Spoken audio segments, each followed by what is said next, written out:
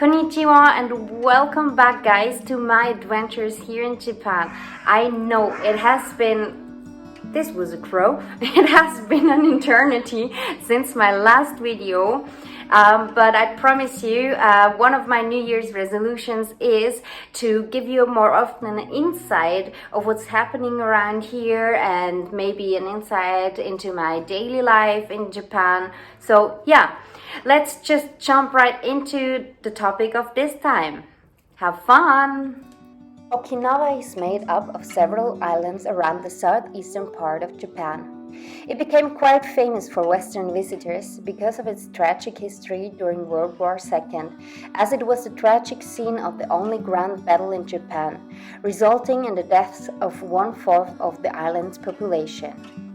After the war, the island was placed under US administration for 27 years. Although there are still many US military bases and facilities throughout the main island, which creates a variety of sensitive issues. As the American influence is omnipresent, we wanted to check out the famous American village in Miyama town. It was like we just hopped onto an airplane and landed in an American West Coast city with a nostalgic flair where you can eat stereotypical American foods like burgers, pancakes and more, as well as playing bowling in a huge amusement park, doing some shopping or visit one of the many pubs and bars. The chief attraction is the giant Ferry wheel, towering over the village. Funny side story. As we went to a pub, we met 2 American guys, which spent 2 weeks in quarantine to enter Japan for 2 weeks of holiday. However, they decided to spend lots of time in the American village, which led us to the question why they even came to Japan in the first place. However, there's obviously more to Okinawa than the American influence. Japanese people like to go there as it is known as Japan's Little Hawaii. It is easily accessible from the main island by plane and offers a lush nature with gorgeous hiking as well as some of the world's best scuba diving. It's also a famous spot for marriage celebrations. We likely encountered everyday marrying couples taking a photo shoot at the stunning white-sanded beaches. As food is one of the best ways to dive into the culture, we enjoyed many of Okinawa's unique dishes. For example, goya. Goya, also known as bitter melon, is a bitter-tasting, healthy vegetable. It looks like a brindley cucumber and is used in a variety of dishes.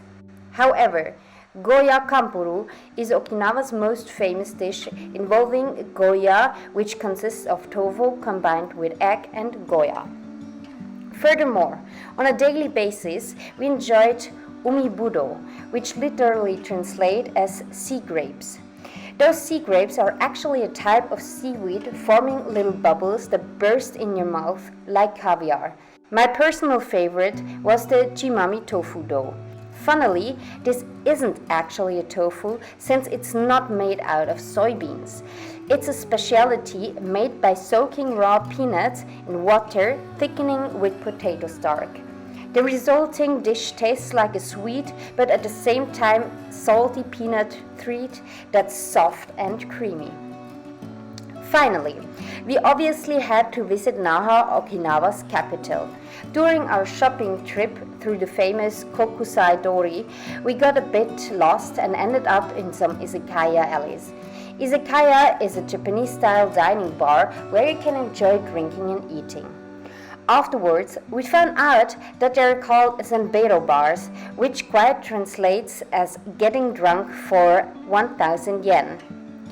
Even though our level in Japanese was quite low at that time, we befriended some locals who explained to us through miming what they're working.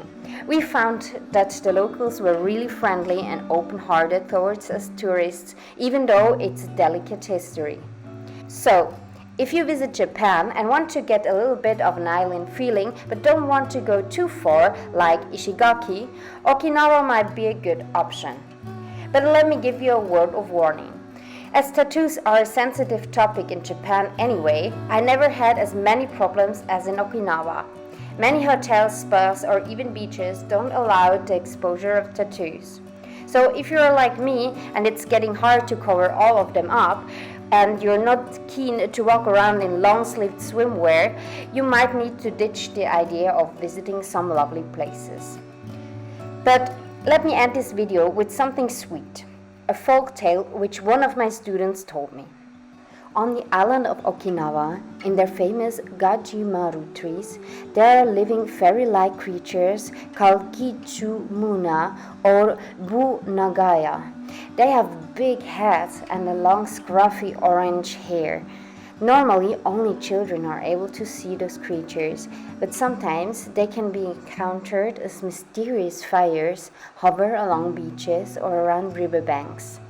They like to play tricks to humans, but they hate octopuses above all.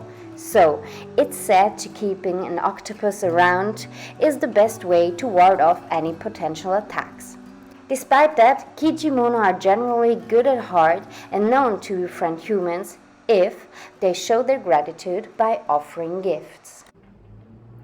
So, I hope you enjoyed my video and I've got you a good insight into my trip to Okinawa. If you have further questions, please don't hesitate to leave a comment or ask me, and I try to answer them as properly as possible. Yeah, there is a child outside crying. Did I forget something? Oh, yeah. If you haven't, subscribe. Until the next time. Bye-bye.